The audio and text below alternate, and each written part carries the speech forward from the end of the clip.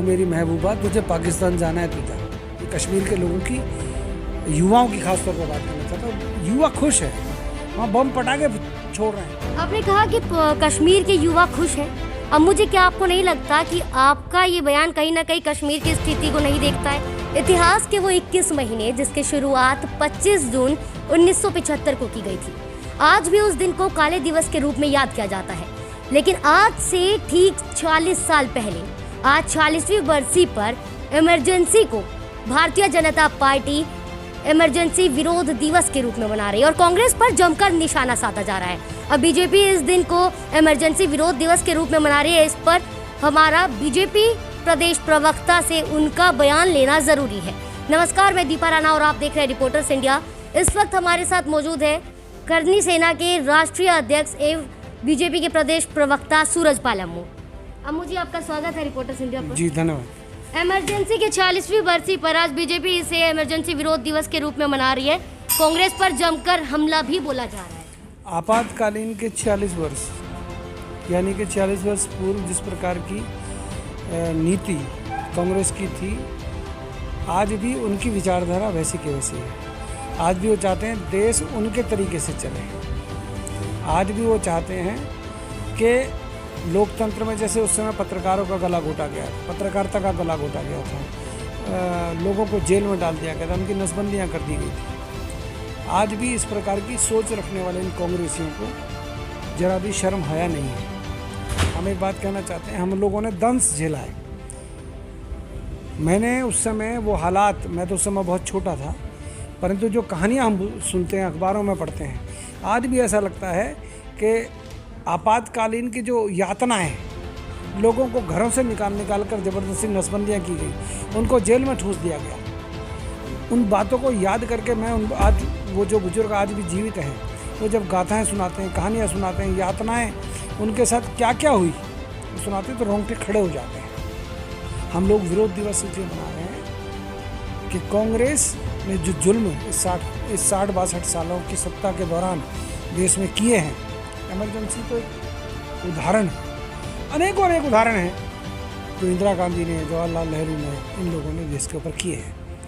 आज मुझे गर्व है, मैं भारतीय जनता पार्टी का प्रवक्ता हूँ और वो पार्टी का प्रवक्ता हूँ जो विश्व की सबसे बड़ी पार्टी है, सबसे बड़ा राजनीतिक दल है। मैं उस प्रदेश का प्रवक्ता हूँ जिसके 35 लाख सदस्य प्रदेश के अंदर है। मैं उस पार्टी का प्रदेश प्रवक्ता हूँ जिस पार्टी के इस 7 साल के राज में कोई एक भ्रष्टाचार का आरोप नहीं लगा। तो हमें चिंता रहती है और हम चिंता करते हैं देश की। हम अपने परिवार की, अपने दामाद की चिंता नहीं करते, देश की। अब मुझे भ्रष्टाचार के आरोप तो खैर लगे हैं इन 7 सालों के दौरान भी। चलिए हम बात करते हैं आज के दिन की। आज इमरजेंसी विरोध दिवस के रूप में भारतीय जनता पार्टी मना रही है। ऐसे में आपको नहीं लगता कि राजनीतिक व्यंग्य बाण भी चलाए जा रहे हैं? पीएम मोदी ने जो ट्वीट किया, कांग्रेस पर वार किया, उस पर कांग्रेस नेता रणदीप सुरजेवाला ने पलटवार करते हुए कहा कि एक ऐसा पीएम जिसने संसद को कुचला है, जिसने संसद को कमजोर किया है, एक ऐसा पीएम जिसने संविधान का तिरस्कार किया है, एक ऐसा पीएम जिसने लोकतंत्र को रोंदा है, ऐसे पीएम को उपदेश नहीं देना चाहिए। देश के प्रधानमंत्री नरेंद्र भाई मोदी के खिलाफ जिस प्रकार से जहर उगल रहे हैं कांग्रेस वाले, मैं उनको सिर्फ एक आईना दिखाता हूँ। ये वो देश का प्रधानमंत्री नरेंद्र मोदी है जिसने पहली बार जब देश की संसद के अंदर गया तो उसकी चौखट को चूमा। ये देश का पहला ऐसा प्रधानमंत्री है जिसने लोकतंत्र का, संविधान का सम्मान किया। ये देश का वो प्रधानमंत्री है जो देश के किसान की, जवान की चिंता करता है। ये देश का वो प्रधानमंत्री है जो कोरोना जैसे महामारी इस देश के अंदर आई तो उस प्रधानमंत्री की आंखों से आंसू टपके। ये देश का वो प्रधानमंत्री है जो देश के गरीब की चिंता करता है, किसान की चिंता करता है, जवान की चिंता करता है। कांग्रेस की तरह अपना घर नहीं भरता। आपातकालीन से एक दिन पहले ही गुपकार अलायंस की बैठक भी हुई पीएम मोदी के साथ दिल्ली में। सर्वदलीय बैठक में महबूबा मुफ्ती ने कई बार पाकिस्तान का जिक्र किया, कहा कि पाकिस्तान के साथ बातचीत की जानी चाहिए, ट्रेन जो सेवा है वो शुरू की जानी चाहिए। धारा 370 की बहाली को लेकर भी कहा कि इसकी धारा 370 की बहाली का प्रयास करेंगे। अगर धारा 370 हटानी थी तो कश्मीर के नेताओं से विचार विमर्श क्यों नहीं किया गया? ओ मेरी महबूबा, तुझे जाना है तो जा, तेरी मर्जी मेरा क्या है, गाना है बड़ा फेमस। तो ये गाना इस वक्त महबूबा मुफ्ती के लिए पाकिस्तान जाना चाहिए। ये उन्हीं के लिए, वो मेरी महबूबा तुझे पाकिस्तान जाना है, तू जा, तेरी मर्जी, हमारा क्या।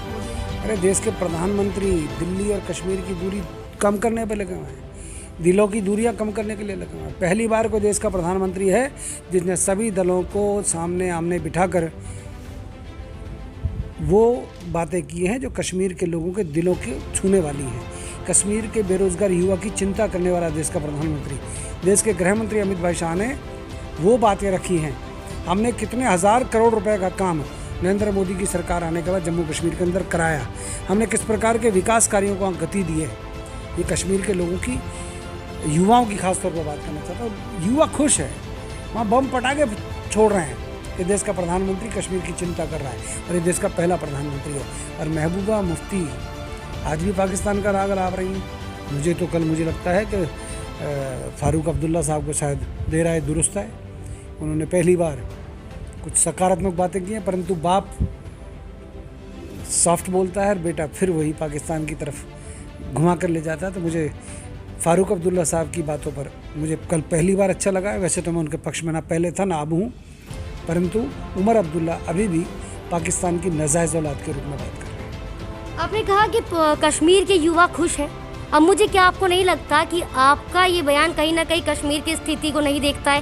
क्योंकि कश्मीर में अभी भी सीज़फायर की हर दिन उल्लंघना की जाती है, कश्मीर में अभी भी युवाओं के साथ क्या हो रहा है, अभी भी पत्थरबाजी वहाँ पर रुकी नहीं है। हर दिन आए दिन वहाँ पर किसी न किसी आतंकी गतिविधियों का अंजाम दिया जाता है। क्या ऐसे में कश्मीर का युवा खुश माना जाएगा?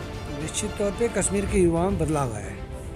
कश्मीर के युवा की सोच बदली है, देश के प्रधानमंत्री के प्रति बदली है। भारतीय जनता पार्टी के पक्ष में वहाँ के लोगों को सोचने पर मजबूर कर दिया है, क्योंकि वो हम लोग विकास कार्यों पर ध्यान दे रहे हैं। हम बेरोज़गारी ख़त्म करने के लिए वहाँ पर अनेक इंडस्ट्रीज़ को लेकर वहाँ जा रहे हैं। जब से धारा 370 समाप्त हुई है, अभी 3 दिन पहले डॉक्टर श्यामा प्रसाद मुखर्जी का बलिदान दिवस था, जिनका पहला बलिदान, देश की स्वतंत्रता के बाद पहले बलिदानी थे डॉक्टर श्यामा प्रसाद मुखर्जी, जिनको जेल में यातनाएं दे देकर इन लोगों ने मार दिया था।